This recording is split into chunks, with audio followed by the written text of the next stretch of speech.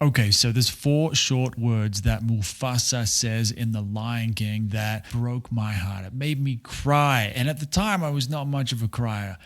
And in this video, I want to talk about what those four words were, what I learned from them, what sort of happened next, and the lesson that is in those four words for all of us.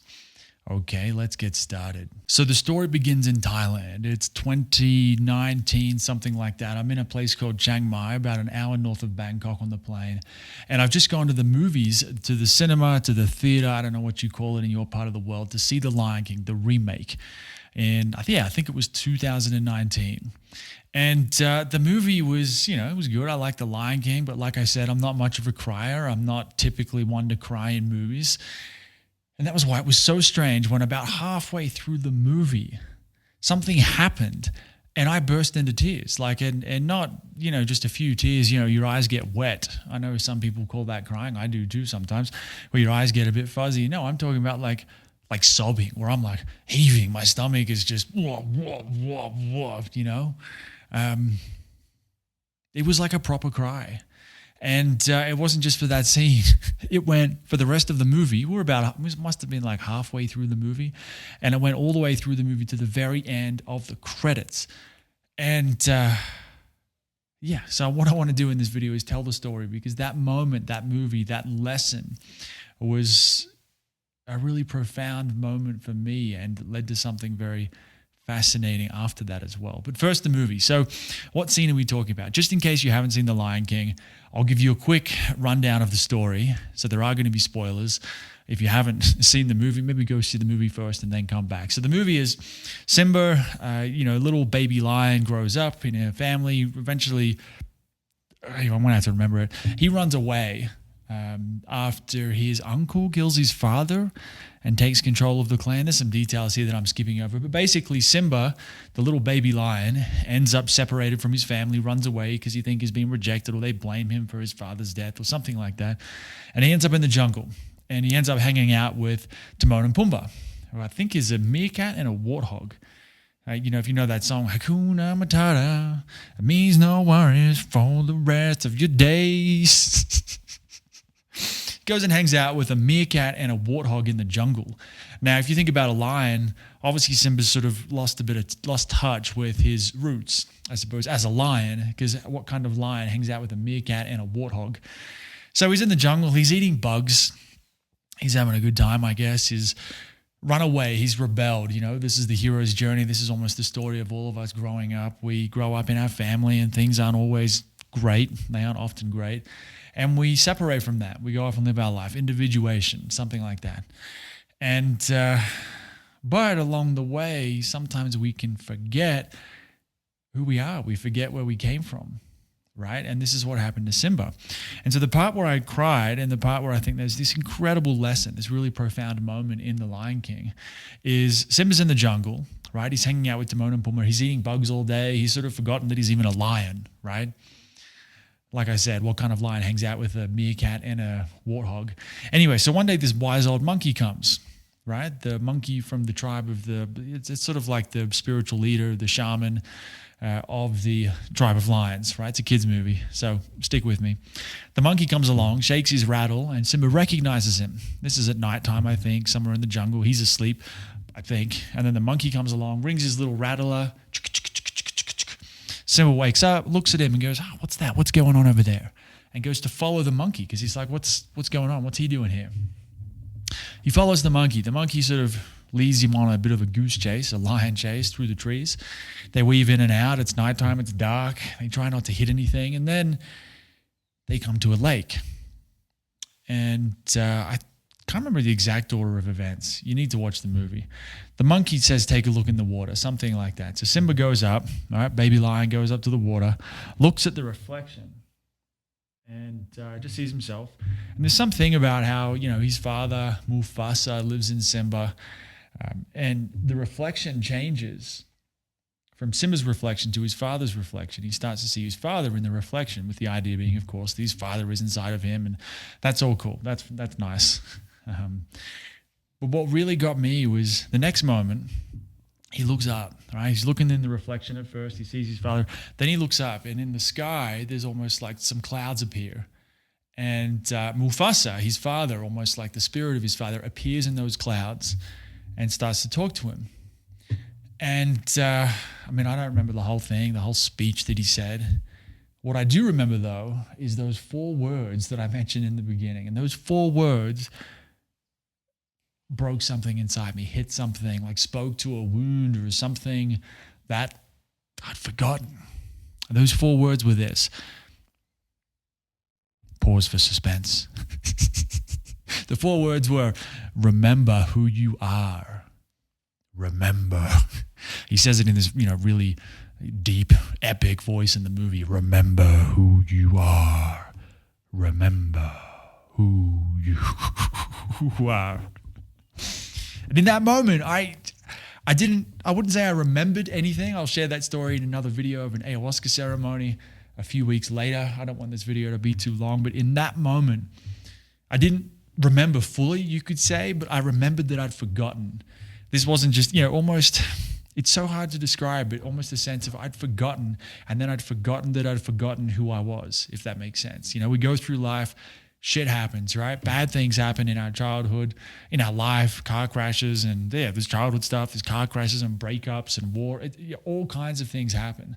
And in that, it's like we start to gradually disconnect and shut down from various parts of ourselves. We lock them away in a little closet, box, chest somewhere inside of us because they're too painful, they're too threatening, they're too overwhelming. I think we're all aware of this. This is what triggers are, right? Someone can say something and it pushes your buttons, and we all have them. And so I'm talking about all of that. When you start to reclaim all of that, that's when you start to remember who you are. And that was the lesson, I think, and that's what's become. This was in 2019. It's now 2024, 2025, actually. The year just ticked over. And I guess the lesson for me in that, and the hidden message or the lesson in The Lion King in that, is that all of us, I think, go through a period of, we start our journey on earth and we're somewhat conscious, we're very authentic, as babies. And at some point we lose that. And then I think for the rest of our lives, most of us, all of us perhaps, are just trying to get back to that truth, to that authenticity, to who we really are, not who we think we are, not who we've learned to be to get approval and to get money and success and achievement, but who we actually are. And I can't tell you who that is. It's not it's not an idea. That's the thing. The personality is like this set of survival programs. We might say, okay, well, I can't be angry and I can't say this and I've got to feel guilty for blah, blah, blah. Think about the starving kids in Africa. That's why you need to finish your dinner. There's all these things that we get taught by our parents and culture to, our whole personality gets all kinked and bent out of shape and we don't even realize it. We literally forget. And then we forget that we've forgotten. And that's why this message, this idea of remembering who we are is so powerful. And I think that's why I cried, because I realized that in that moment, so much of what I'd been searching for, the drive to achieve, to make money, to be fit and healthy, to just about everything I ever wanted, was a Band-Aid or an attempt to solve a deeper problem that I'd forgotten who I am, if that makes sense. And I wonder if that's basically what's going on with most people, that all the desires, so much of what we want is just what's missing inside. We think we're going to fill that hole with money or success or achievement or a family or kids.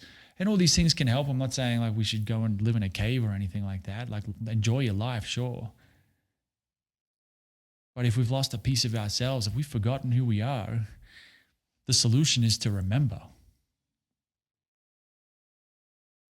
So anyway, that's the lesson in The Lion King, the hidden message, the thing that made me cry and continues 5-6 years later now to be a driving force in my life, that in all that I do, I started Rage Hard. I want to teach people about this stuff. It's given me so much purpose of this ongoing unfolding. I think about it like an unfolding. It's not, there's little glimpses, like a forget, remember, forget, remember, forget, remember. I don't even really want to call it a spiritual thing, because it's just Spiritual almost implies for me, for a lot of people, I think it can create this separate, there's the spiritual stuff and then there's life. And to me, it's all the same thing. So I don't even want to make it into a spiritual thing, even though I guess I may have just done that by saying that. But anyway, so if you're wondering, if you think to yourself, is this it? You're not happy. You feel like something's missing no matter what you do in your life. You've got this calling, something's not there, something's not right. And no matter what you do, no matter what you try, it doesn't resolve, it doesn't go away. I'd start to think about this. Have you forgotten who you are? Who are you really anyway? When you strip back the thoughts, the feelings, the personality structures, the various survival programs, the who you've learned to be to get all the things that you think you need, when you strip all that away, what's left? Who is that? There's various practices to cultivate that kind of a thing. One of the most helpful tools for me has been nervous system work. That is what I do at Rage Heart. I teach people about how to do that. And it's a set of practices. There's also education about your nervous system and fight or flight response and all those bits and pieces. And it really has been one of the most, it changed my life. I don't know how else to put it. It changed my life more than just about anything else. And 5-6 years into the journey with it, I just continue to do it. I love it. I want to share it. Don't learn it from me if you don't want to. Go learn it from someone else. You can do a fair amount for free here on YouTube. I'll put a free lesson here, which you can click on, and you don't have to sign up for anything. You don't have to pay for anything. You can just do the free lesson and see if it's for you. But that practice, nervous system work, has been the most powerful way to embody or to connect with some of this stuff here. Not while I'm on mushrooms or something like that, but while I'm here on this physical 3D plane, whatever you call that. So, yeah. So if you enjoyed this video, please hit the subscribe button, the like button, all that good stuff. Leave a comment if you have questions. And like I said, I will put the video, if you want to try nervous system workout, the way I teach it, the way I do it, there'll be a video up here. I think it might be there, but it'll probably be here. Click on that video and give it a try. Or you can just go to YouTube, Google, type in nervous system work, somatic therapy, somatic experiencing, and you can find other people teaching this too. Okay, I'm here to share this stuff. I'm not here to, convince you or persuade you to buy my stuff only. So some people complain about. They're like, oh, he's just here to sell stuff. And I'm like, yeah, okay, cool. Enjoy the video. You don't have to buy anything from me if you don't want to. Enjoy the free stuff. Like I said, the video is going to be right here. And if you have any requests for future videos, let me know. And yeah, that's all for now. See you next time.